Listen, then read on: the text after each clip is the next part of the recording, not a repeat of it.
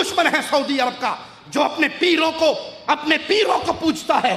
ہم نے ایک بابے کو دیکھا اپنی گاڑی سے اترا, اللہ کی قسم دل خون کے آنسو روتا ہے جب ہم یہ مناظر آپ کو دکھاتے ہیں. ان بھٹکے ہوئے عام مسلمانوں کو اس شرک کی دلدل سے نکالنے کے لیے دکھاتے ہیں.